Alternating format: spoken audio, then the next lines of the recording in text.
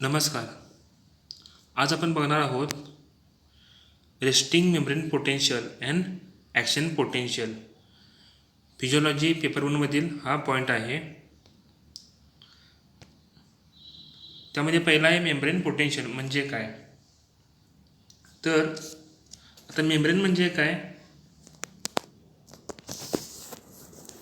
तर सेलला एक sale membrane असते, बरोबर आहे. आणि ही मेम्ब्रेन जी असते ती परमिएबल असते काही घटकांसाठी. आता हे मेम्ब्रेनमधून sodium ion, potassium ion, calcium ion यासारखे जे काही घटक असतात ते पास होत असतात, म्हणजे सेलमधून बाहेर जात असतात आणि बाहेरून आतमध्ये जात असतात. तर ह्या ज्या मुवमेंट जी असते त्यामुळे जे काही पोटेन्शियल त्यामध्ये तयार होतं, it is called as membrane potential. आता आपण एक उदाहरण बघूया. यामध्ये समजा एक धरून चला की सेल मेम्ब्रेन जे आहे it is permeable to only potassium ion and not to any other ions. त्यामुळे काय होणार, पोटॅशियमचं कॉन्सन्ट्रेशन जे असतं ते आतमध्ये जनरेट जास्त असतं आणि मेम्ब्रेनच्या बाहेर हे कमी असतं. त्यामुळे काय होणार, जेव्हा it is only permeable to potassium ion, so large potassium concentration gradient from inside towards outside, there is a strong tendency for extra number of potassium ions to diffuse outward through the membrane. बरोबर आहे. आतमध्ये potassium concentration जास्त आहे, त्यामुळे काय होणार, ते सगळे जास्तीत जास्त बाहेर जायला बघणार आणि दोन्ही साईडला इक्वल व्हायला बघणार. आता जसे पोटॅशियम आयन बाहेर जातील ते काय करणार की पॉझिटिव्ह चार्ज जो असतो तो त्यासोबत कॅरी करणार. So creating electropositivity outside the membrane and electronegativity inside. बरोबर आहे. आता पोटॅशियम आयन हे आतून बाहेर गेले, त्यामुळे काय होणार, आतमध्ये निगेटिव्ह असणार मेम्ब्रेनच्या आणि बाहेरमध्ये पॉझिटिव्ह वाढणार.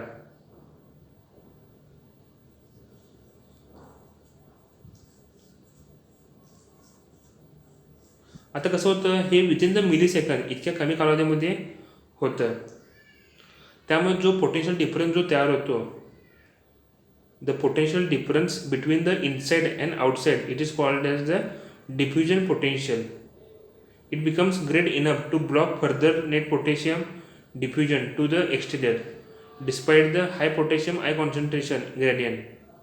आता जनरली कसं असतं, in the normal nerve the potential difference required is about 94 millivolts with negativity inside the fiber membrane. जर आपण समजा रेस्टिंग मेम्ब्रेन पोटेन्शियल जर आपण काढलं, इट इज -94 मिलीव्होल्ट्स इतकं हे असतं. तर आता आपण बघितलं membrane potential caused by diffusion.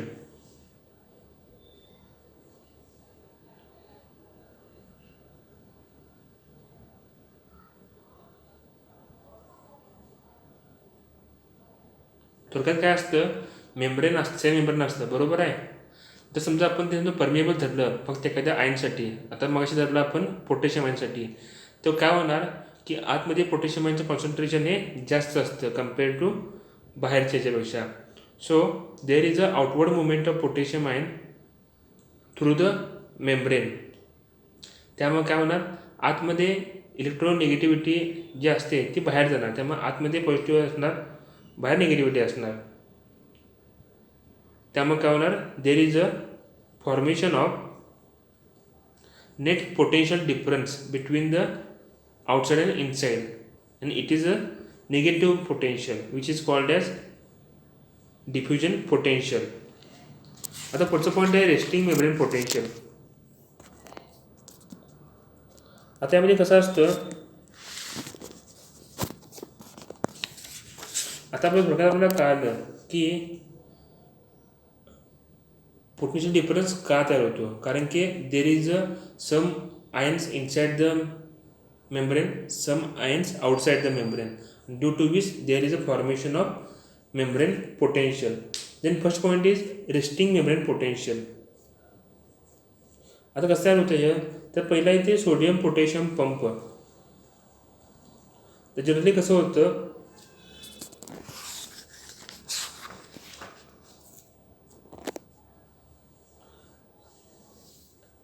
जे रेस्टिंग मेम्ब्रेन पोटेन्शियल जे असतं in the large nerve fibers, it is -90 millivolts. So that is the potential inside the fiber is 90 millivolts more negative than the potential in the extracellular fluid. असं असतं. आता कशामुळे होतं, त्यात पहिला येते सोडियम पोटॅशियम पंप. आता सोडियम पोटॅशियम पंप हा खूप अशा मेम्ब्रेनमध्ये सेलच्या आउटसाईडला म्हणजे मेम्ब्रेनमध्ये त्याचा प्रेझेन्स असतो. आता हा जो पंप असतो, it is an electrogenic pump because more positive charges are pumped to the outside than to the inside. म्हणजे काय होतं, तर 3 सोडियम आयन्स हे आउटसाईडमध्ये जातात आणि 2 पोटॅशियम आयन हे इनसाईडला येतात. त्यामुळे काय होतं, leaving a net deficit of positive ions on the inside. This causes a negative potential inside the cell membrane. तर अशा प्रकारे सोडियम पोटॅशियम पंपनं हे निगेटिव्ह चार्ज आतमध्ये तयार होत असतो. त्यानंतर दुसरा पॉईंट आहे leakage of sodium and potassium through the membrane. आता हा जो सोडियम पोटॅशियम पंप आहे त्यामधून मुवमेंटिंग होत असते आयन्सची. आणखी एक पर्याय असतो मुवमेंट होण्यामध्ये, तो म्हणजे लिकेज.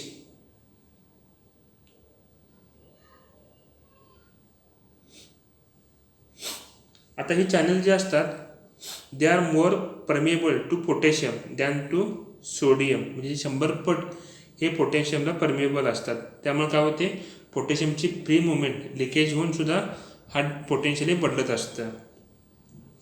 आता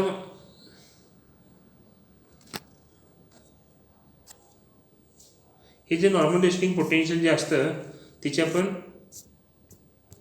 माहिती घेऊया आपण.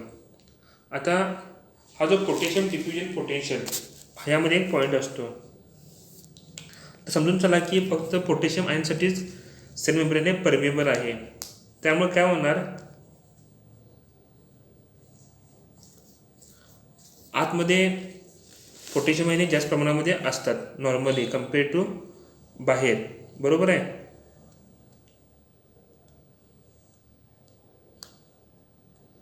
त्यामुळे काय होतं, ह्या पोटॅशियम आयनमुळं -94 millivolts इतकं याचं पोटेन्शियल हे तयार होत असतं. ह्याचप्रमाणे कसं होतं, जे काही सोडियम आयन्स असतात त्यामुळेसुद्धा हे रेस्टिंग मेम्ब्रेन पोटेन्शियल हे होत असतं. आता सोडियम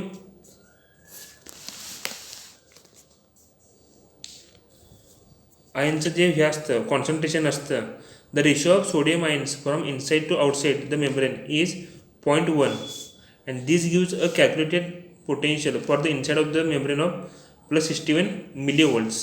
तर इतका हा फरक असतो.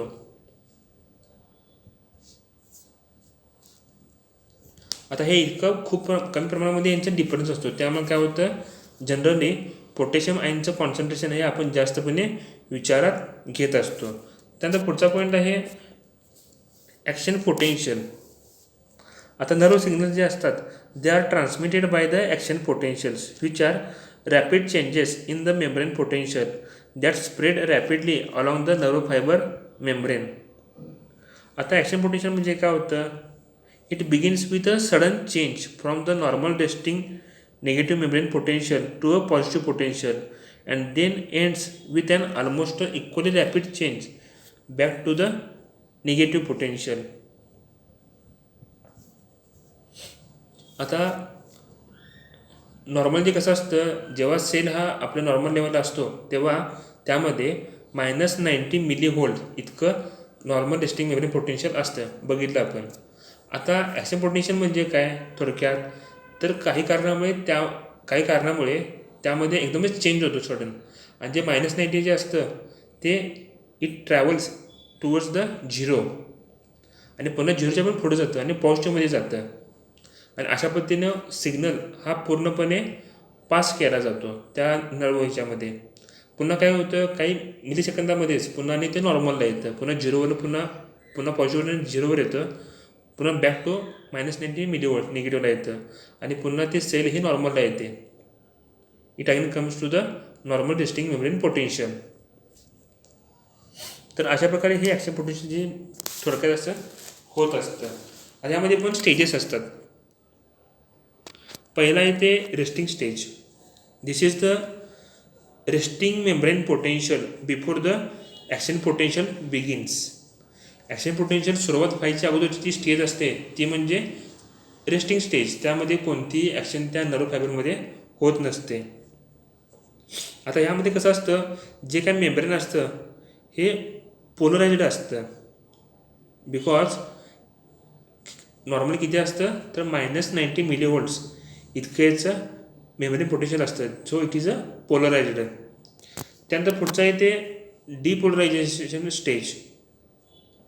आता काय होतं यावेळी, जे membrane suddenly becomes very permeable to sodium ions, allowing tremendous amount of positive charged sodium ions to diffuse to the interior of the axon. आता मोठ्या प्रमाणामध्ये सोडियम आयन्स हे आतमध्ये येतात नर्व फायबरच्या.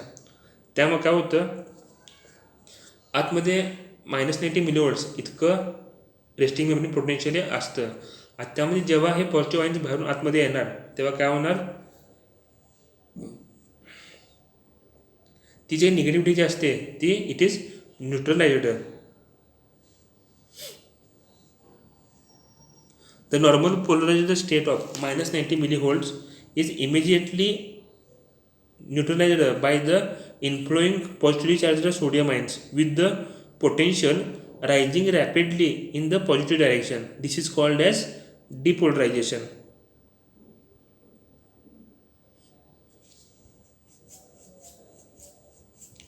In large nerve fibers, the great excess of positive sodium ions moving to the inside causes the membrane potential to actually overshoot beyond the zero level and to become somewhat positive.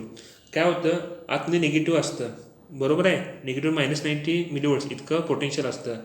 जेव्हा त्यामध्ये positive होत जातं, positive ions आतमध्ये येतात, positivity वाढत जाते, तेव्हा काय होतं, पॉझिटिव्ह निगेटिव्ह असं होऊन न्यूट्रलाइज होतं आणि 0पर्यंत पोटेन्शियल येतं. काय काय कसं होतं, सोडियम आयन्स इतक्या मोठ्या प्रमाणामध्ये येतात की ते 0च्या पण पुढं ओव्हरशूट होतं आणि पुन्हा +10, +20, +30 अशा तिकडं असं हे पोटेन्शियल जे असतं ते जातं.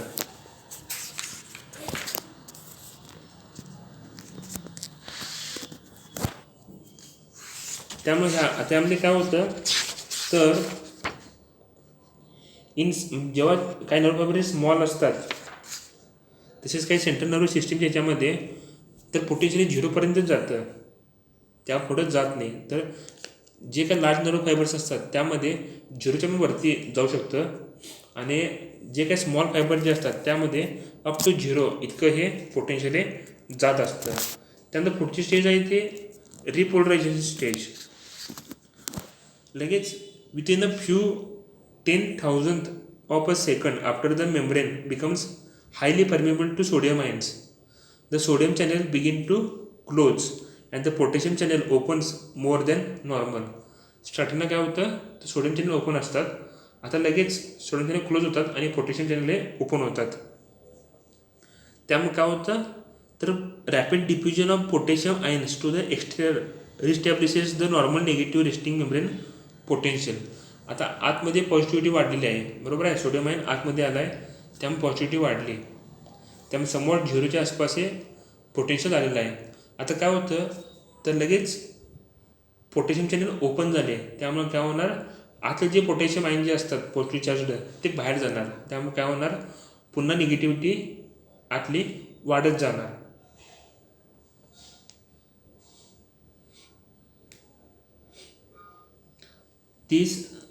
Then rapid diffusion of potassium ions to the exterior reestablishes the normal negative resting membrane potential.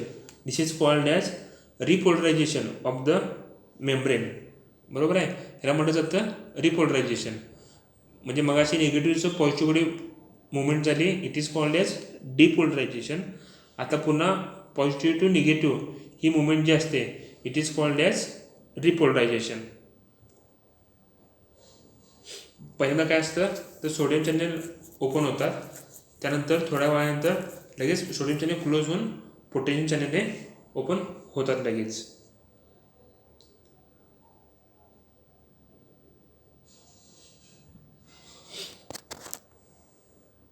आता यामध्ये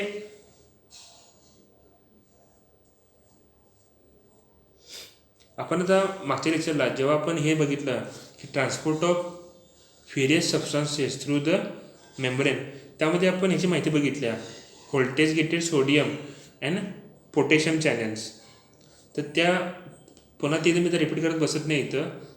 तर त्या लेक्चरमध्ये आपण बघितलं की कसे पोटॅशियम आयन्स, कसे सोडियम आयन्स हे मुवमेंट होत असते. त्यानुसार हे मुवमेंट होऊन हे जे काय असेल ॲक्शन पोटेन्शियल हे मेम्ब्रेनमध्ये डेव्हलप होत असतं.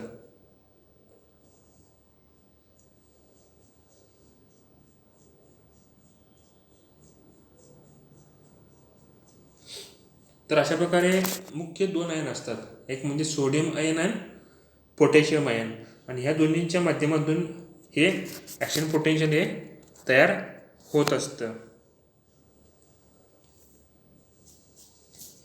त्यानंतर पुढचा पॉईंट आहे, आता आपण बघितलं थोडक्यात, आपण आता समरी बघूया की यामध्ये कसं काय काय होतं थोडक्यात. आपण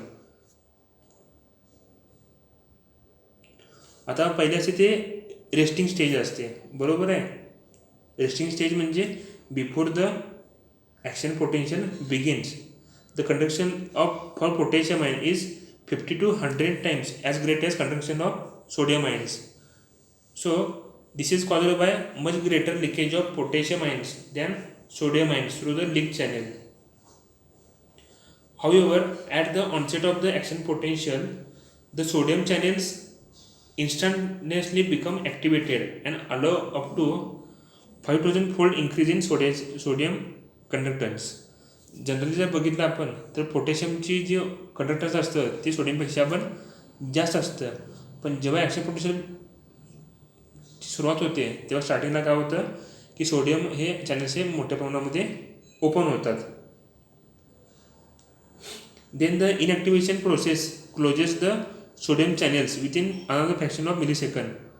The onset of the action potential also causes voltage gating of the potassium channels, causing them to begin opening more slowly a fraction of millisecond after the sodium channels open.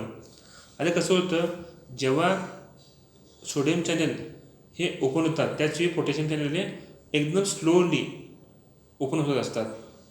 Sodium channel कसं एका झटक्यामध्ये open होतात, एकदम quickly एकदम, तर potassium channel हे हळूहळू slowly हे open होत असतात. At the end of the action potential the return of the membrane potential to the negative state causes the potassium channel to close back to their original status. आता जेव्हा रिपोलरायझेशन स्टेटमध्ये जेव्हा पुन्हा पोटेन्शियल हे -90 millivolt ह्याला येतं तेव्हा लगेच काय होतं, तर पोटॅशियम चॅनल हे क्लोज होतात आणि ती काय जी असते रेस्टिंग मेम्ब्रेन पोटॅशियमची लेवल ती पुन्हा स्टेडीली मेंटेन केली जाते. आता बघूया आपण role of other ions during the action potential. आता यामध्ये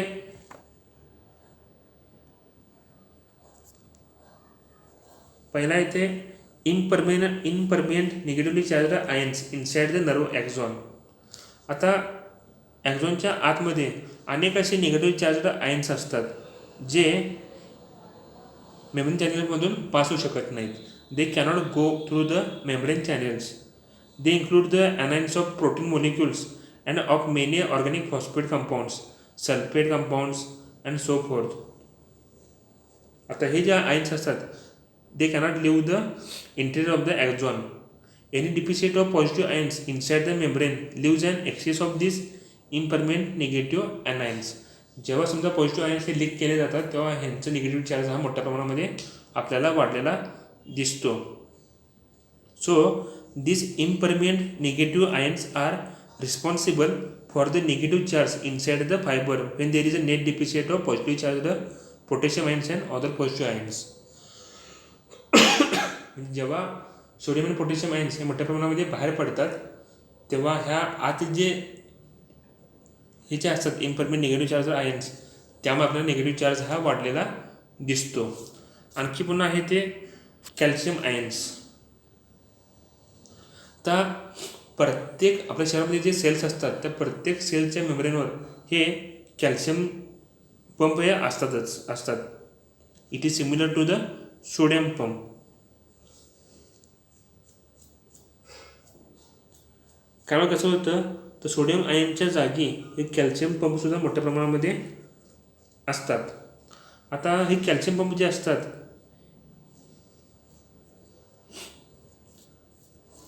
ते पण काय करतात, ते सोडियम चॅनलसारखेच असतात. सोडियम पंपसारखे calcium pumps calcium ion from interior to the exterior of the cell membrane, creating a calcium ion gradient of more about a 10,000 fold.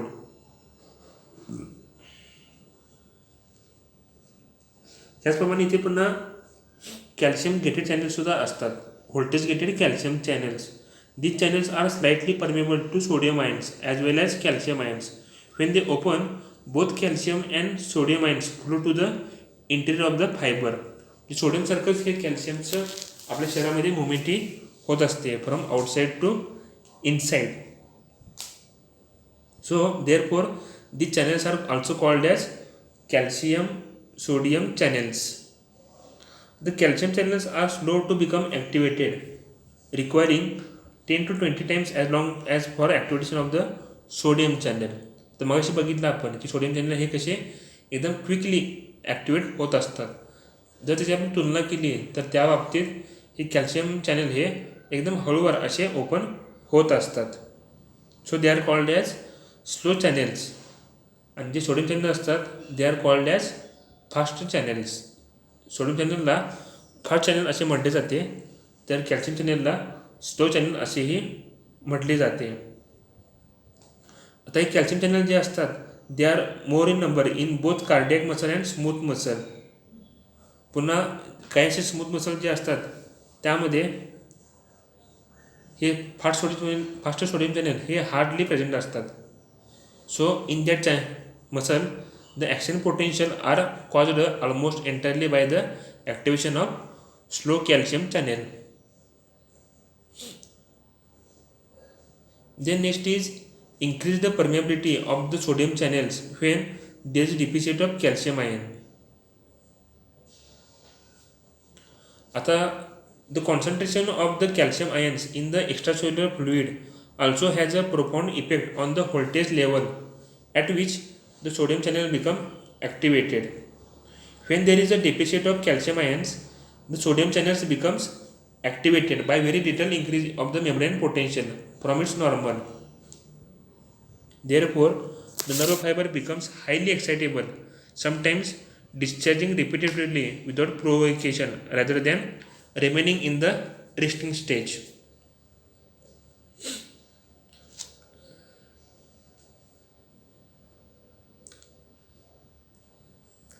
आता जनरली कसं असतं, हे जे कॅल्शियम आयन जे असतात हे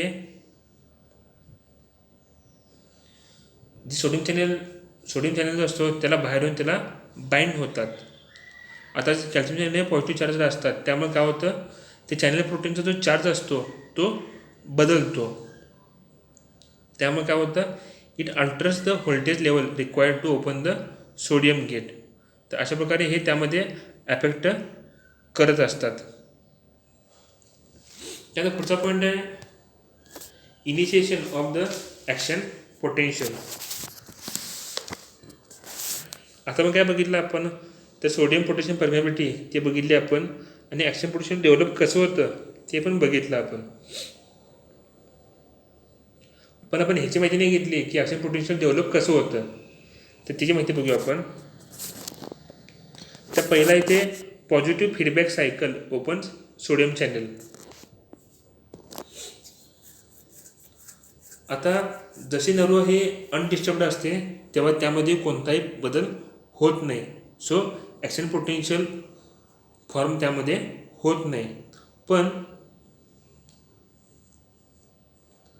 जर काही समजा एखादा इव्हेंट घडला त्यामुळे काय होतं, जे काही रेस्टिंग पोटेन्शियल असतं at -90 millivolts it changes and alters towards the zero level. The rising voltage itself causes many voltage gated sodium channels to begin opening. त्यामुळे काय होतं तर rapid inflow of sodium ions हे होतं, which causes a further rise in the membrane potential, thus opening still more voltage gated sodium channels and allowing more streaming of sodium ions to the interior of the fibre. ह्याला म्हटलं जातं positive feedback process. This process of positive feedback vicious cycle that once the feedback is strong enough continuous until the all the voltage gated sodium channels have becomes activated. He positive cycle असते. ते पुन्हा आतल्या सगळे sodium channel हे open करण्याचं काम करतात. So within another fraction of millisecond the rising membrane potential causes closure of all the sodium channels as well as opening of potassium channels and the action potential soon terminates. त्याचा पुढचा point आहे threshold for initiation of action potential.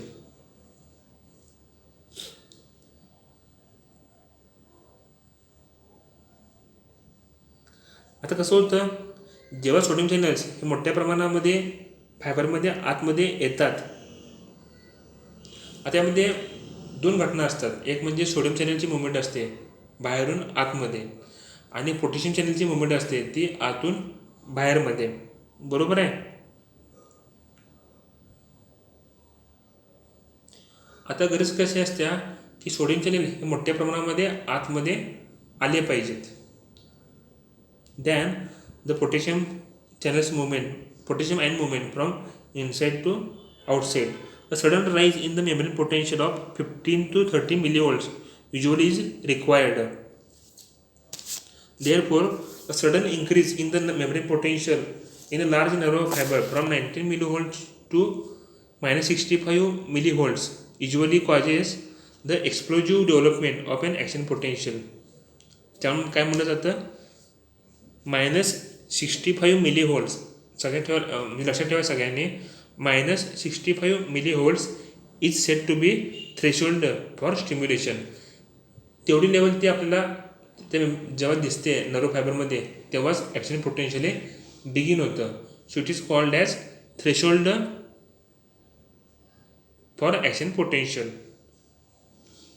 लक्षात ठेवा, जेव्हा -65च्या पुढं movement चालू होते पोटेन्शियलचे तेव्हाच आपल्याला ॲक्शन पोटेन्शियल हे त्या नर्व फायबरमध्ये आपल्याला दिसू शकतं. ते next is propagation of action potential.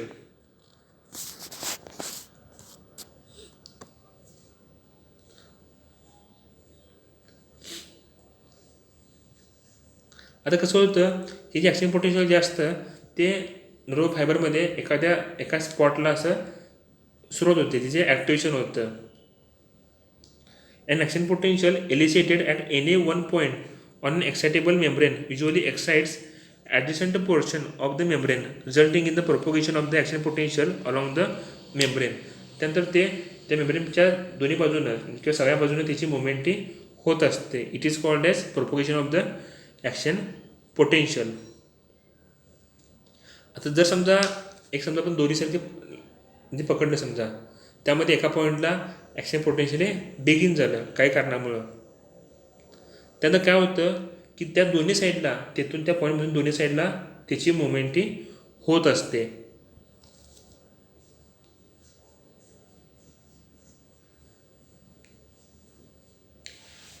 त्यामुळे काय होतं, the positive electric charges are carried by the inward diffusion sodium ions through the depolarized membrane and then for several millimeters in both directions along the core of the axon. म्हणजे काय होतं, तर त्या पॉईंटपासून सगळ्या दिशेने ही ॲक्शन पोटेन्शियल हे travel करतं. त्यामुळे काय होतं, there is a explosive action potential spreading towards in the all direction. आता दिस newly depolarized areas produce still more local circuits of the current flow further along the membrane, causing progressively more and more depolarization. त्यामुळे काय होतं, जे काही पावची जे असतात ते जास्तपणे depolarise होत असतात. Thus the depolarization process travels along the entire length of the fiber. This transmission of the depolarization process along a nerve or muscle fiber is called as nerve or muscle impulse. तर ह्यालाच जे काय action potential जे develop होत असतं in all direction, it is called as nerve और muscle impulse. त्यानंतर त्यामध्ये आहे डायरेक्शन ऑफ द प्रोपोगेशन. तर an excitable membrane has no single direction of propagation, म्हणजे त्याची अशी ठराविक डायरेक्शन नसते. तर action potential travels in all directions away from the stimulus. ज्या ठिकाणी स्टिम्युलस आहे त्यापासून इन ऑल डायरेक्शन हे ॲक्शन पोटेन्शियल ट्रॅव्हल करत असतं.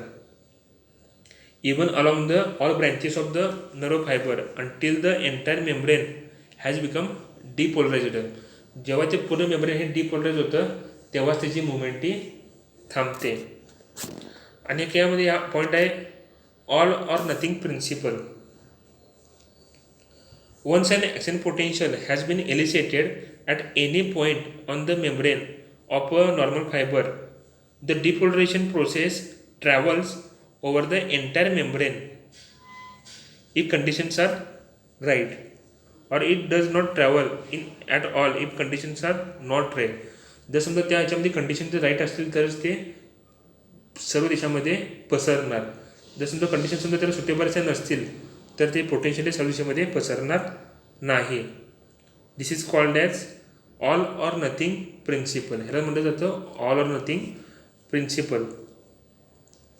आणि हे सर्व टिश्यूंना ॲप्लिकेबल असतं.